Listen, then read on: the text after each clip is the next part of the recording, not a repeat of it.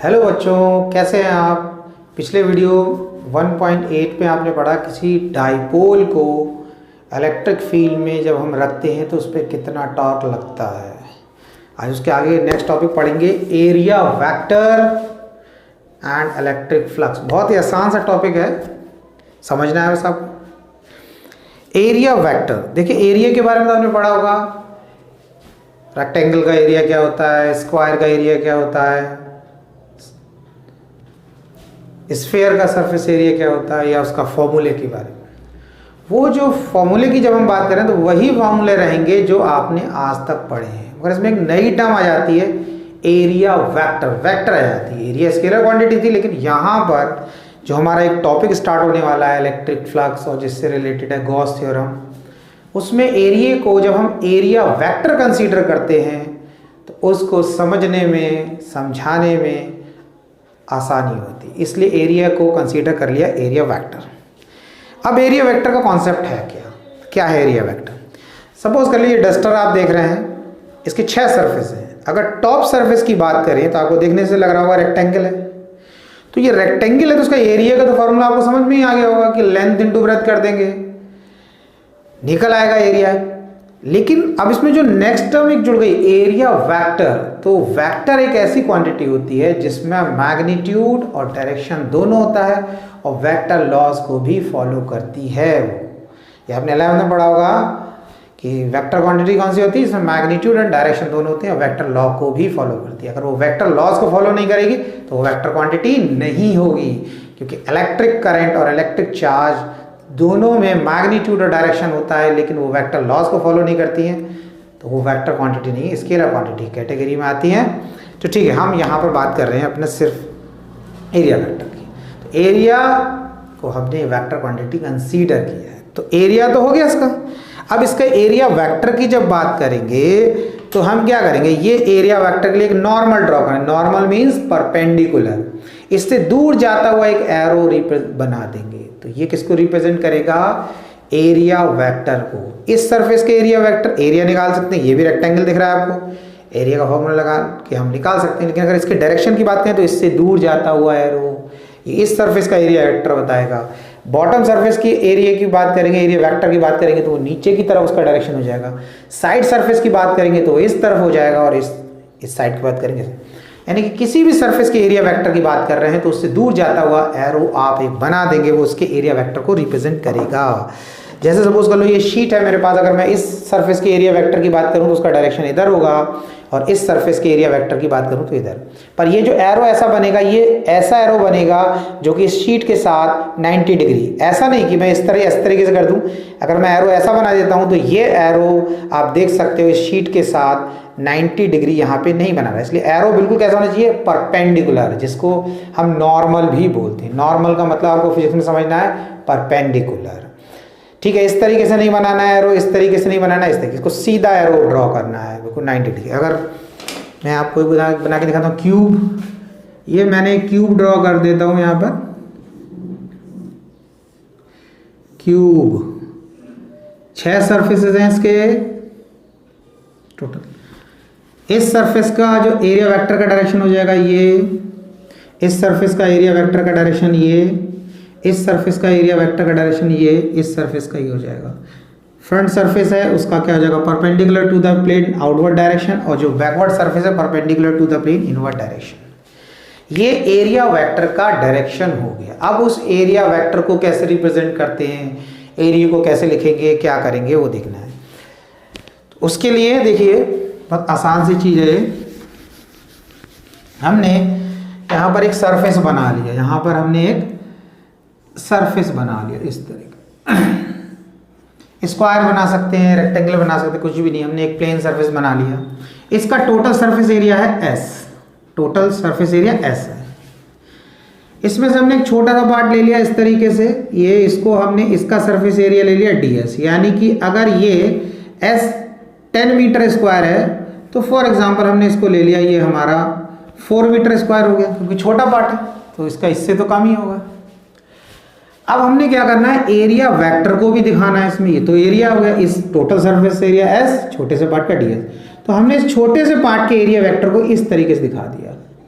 यानी कि एक्चुअल में जो एरो है ये हमने बनाया है, देखो अगर ds लिख दिया इसके आगे ds, अब ये एरो एरिया वेक्टर को रिप्रेजेंट कर रहा है तो ds भी लिखेंगे, इसके ऊपर एरो भी लगाएंगे क्योंकि तभी ये वेक्टर क्वांटिटी होगी, मैग्नीट्यूड और डायरेक्शन दोनों हो गए।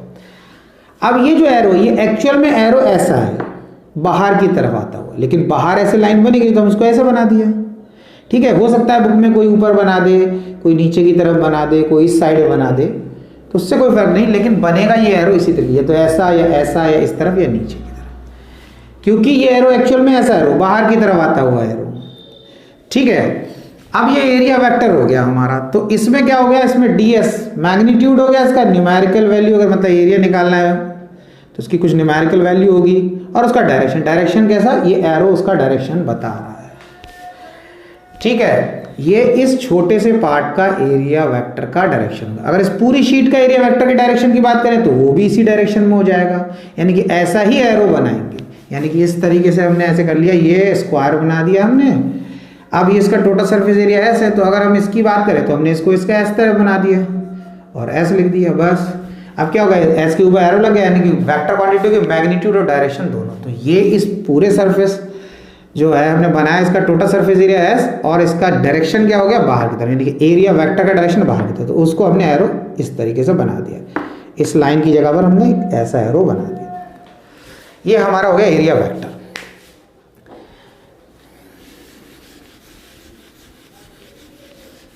ठीक, अब इसके बाद क्या करना है, हमें देखना है ये तो एरिया वेक्टर हो गया, तो एरिया वेक्टर को हम रिप्रेजेंट कैसे करेंगे, ये देखिए ds लिखकर उस पर एरो लगा देते हैं, ds लिखकर उस पर एरो लगा देते हैं। अब क्या आता है इसके आगे, आता है इलेक्ट्रिक फ्लक्स।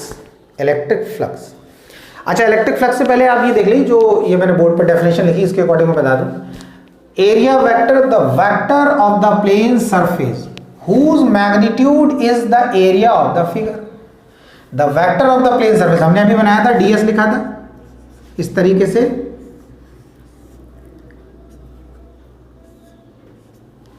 यहां पर छोटा सरफेस बनाया था, ये ds, ये टोटल सरफेस एरिया, छोटे पार्ट का ds।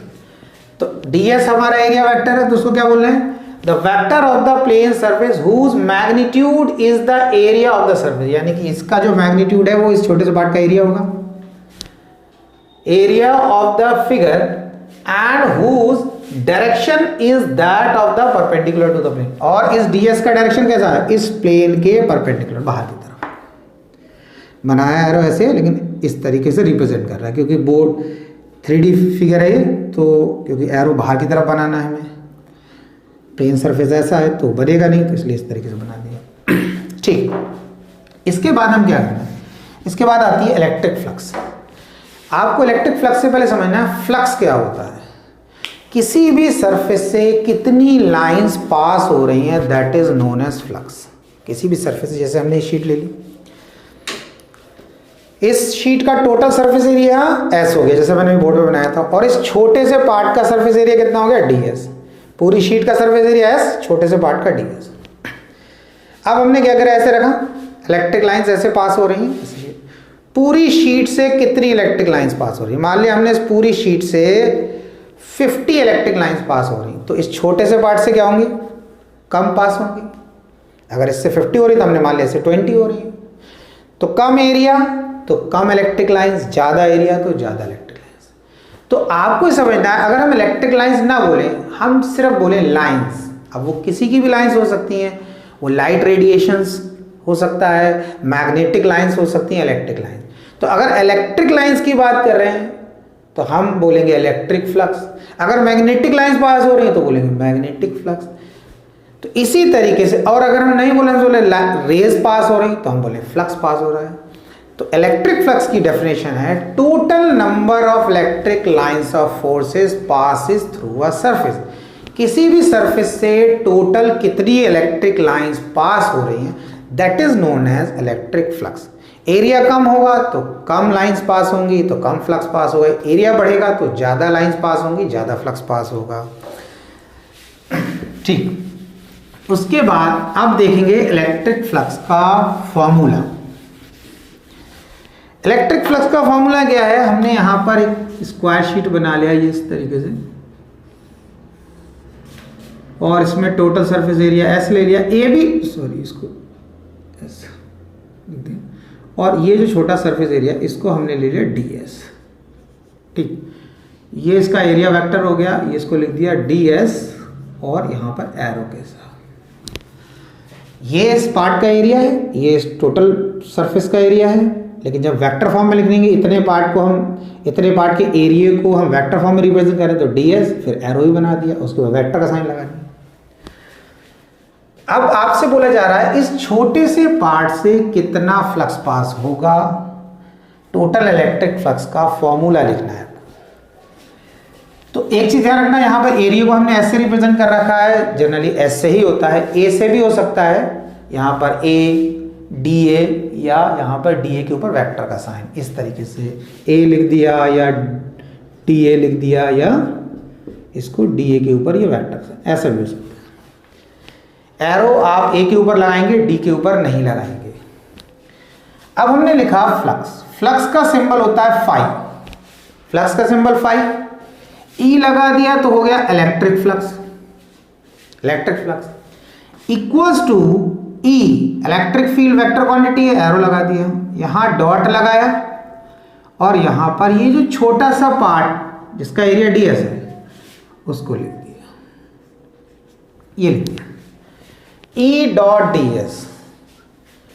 इस सरफेस से जो इलेक्ट्रिक फील्ड पास हो रही है इस तरीके से, ये हमारी शीट है, इसमें छोटा पार्ट ds है, ये टोटल सरफेस एरिया है, अब यहाँ से इलेक्ट्रिक लाइंस आ रही हैं, इससे पास हो रही, तो छोटे से पार्ट से कितना इलेक्ट्रिक फील्ड पास हो रही है, यानी कि E की वैल्यू, स्ट्रेंथ कितनी है उस E की, तो ये लिख दिया।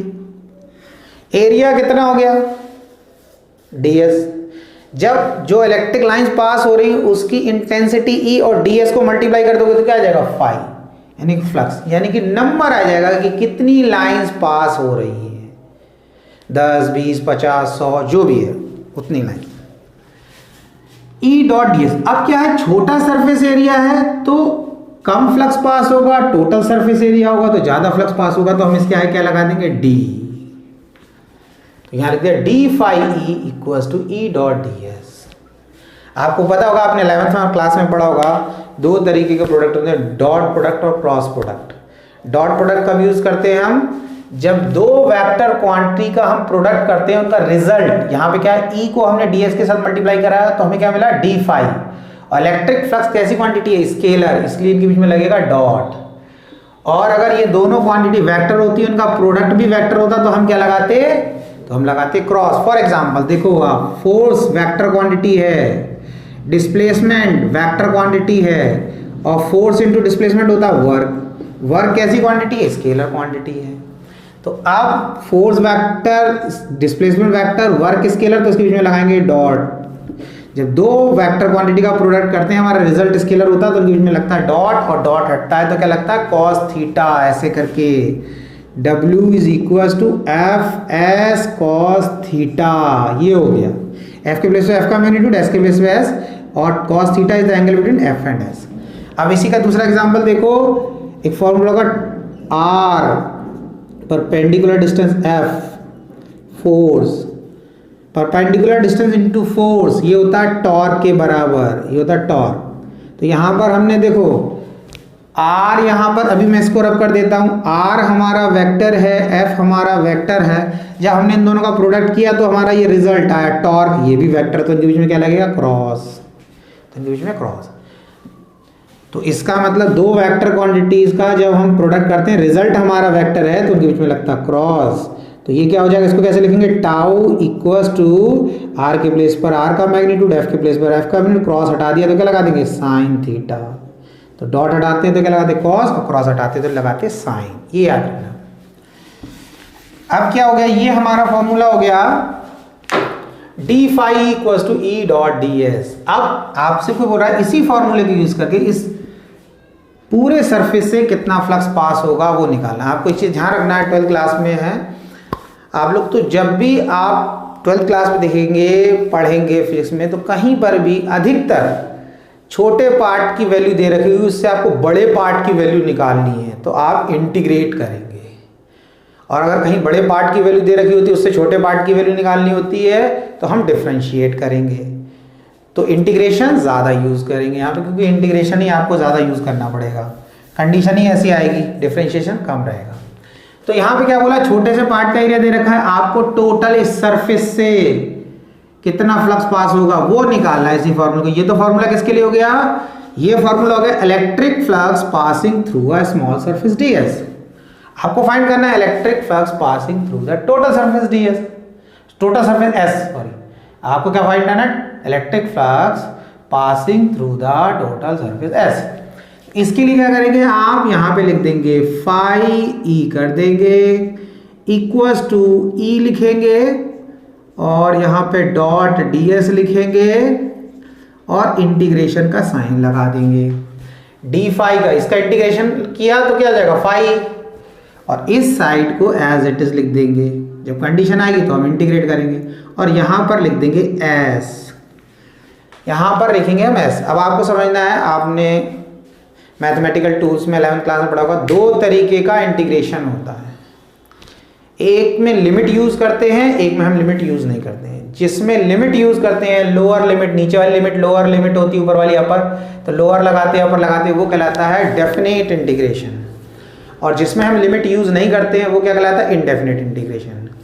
तो यहाँ पर हम with in the limit integrate करेंगे, तो ये डेफिनेट इंटीग्रेशन का एग्जाम्पल की बात करें तो इंटीग्रेशन का साइन है, ये हमने एस लिखा। एस क्या है, एस यहाँ पर ये जनरल रिप्रेजेंटेशन है, तो हम इस जनरल रिप्रेजेंटेशन का मतलब ये हो गया कि जैसा भी सरफेस होगा उसके अकॉर्डिंग लिमिट लगाएंगे। जैसे कि अभी ये रेक्टेंगल दिख रहा है हमें, तो हम क्या करेंगे, नीचे लिखेंगे 0 और ऊपर लिमिट लगा देंगे, अपर लिमिट जो होगी रेक्टेंगल का टोटल सरफेस एरिया। तो 0 से टोटल सरफेस एरिया का मतलब ये हो जाएगा टोटल सरफेस एरिया लग गया।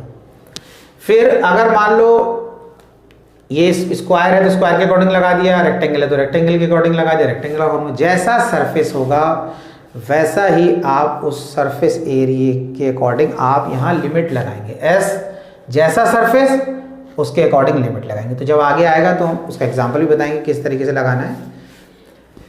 ये हमारा फॉर्मूला हो गया, इस सरफेस से टोटल फ्लक्स पास कितना होगा जिसका सरफेस एरिया एस है, इस फॉर्मूले से हमने बना लिया। अब हम बात करते हैं, अगर हम यूनिट की बात करें तो इलेक्ट्रिक फ्लक्स की यूनिट क्या होगी, इलेक्ट्रिक फील्ड की यूनिट तो हो जाएगी हमारी, पिछले चैप्टर पढ़ा न्यूटन पर कूलम, ये हो जाती है न्यूटन पर कूलम। किस फॉर्मूले से होता है formula, E equals to F upon q naught या क्यू, तो इसकी फोर्स की होगी न्यूटन और चार्ज की होगी कूलम, ये तो हो गई न्यूटन पर कूलम। और एरिया की क्या हो गई, मीटर स्क्वायर, तो ये हो गई मीटर स्क्वायर। तो ये इलेक्ट्रिक फ्लक्स की SI यूनिट हो गई। इतना क्लियर हुआ, ठीक।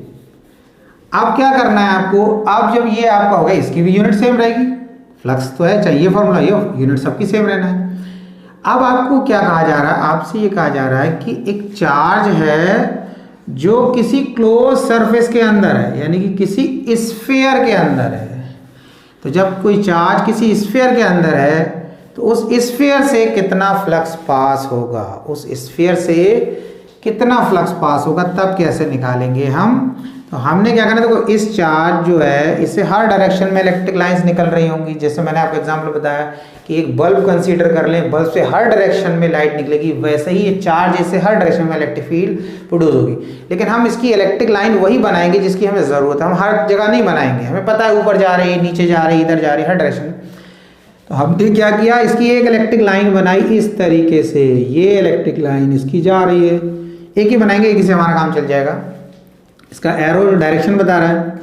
और यहाँ पर हमने क्या किया, यहाँ पर एक इस तरीके से एक सर्कल ड्रॉ कर दिया, एक ये हमने सर्कल ड्रॉ कर दी। अब ये सर्कल वैसे देखने पर तो ये सर्कल लग नहीं रहा है, लेकिन आप इसको ऐसे समझेंगे, ये बॉल देखिए, ये बॉल पर मैंने एक सर्कल ड्रॉ करा है, लेकिन जब आप इस बॉल को साइड से देखेंगे ना तो आपको सिर्फ ऐसा कर्व दिखेगा, इस टाइप का दिखेगा।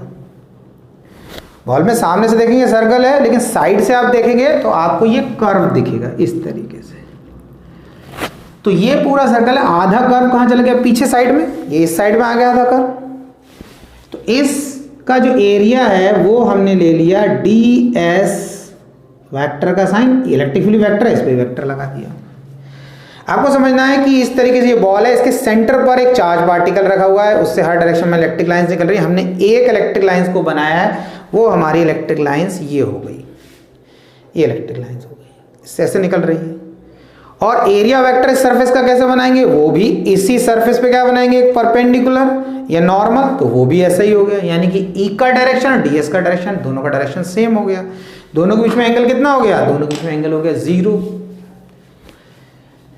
अब हमने क्या किया, इस इनके बीच में एंगल 0 हो गया, तो अब इस पूरे सरफेस से फ्लक्स कितना पास होगा, तो उसको कैसे लिखेंगे, हम लिखेंगे phi E equals to sign of integration E dot D S, ये लिख दिया और एस लगा दिया यहां पर, और यहां एक क्लोज का साइन लगाया। अब बात समझना, ये क्लोज का साइन ये बता रहा है कि जो चार्ज है वो एक क्लोज सरफेस के अंदर है, चार्ज एक क्लोज सरफेस, तो ये क्लोज सरफेस हमारा किस शेप का है, स्फेरिकल शेप का है। इससे कितना फ्लक्स पास होगा, हम इस एक्सप्रेशन, इस फॉर्मूले से ड्राइव कर सकते हैं। इसमें और इसमें डिफरेंस यही है, ये ओपन सरफेस के लिए, इसके लिए क्या हो रहा था, यहां पर इस तरीके से हमारी ये शीट है, ये शीट दिख रही है आपको, इस छोटा सा पार्ट ले लिया, यहाँ इलेक्ट्रिक लाइंस आ रही हैं, इस पूरी शीट से पास हो रही हैं।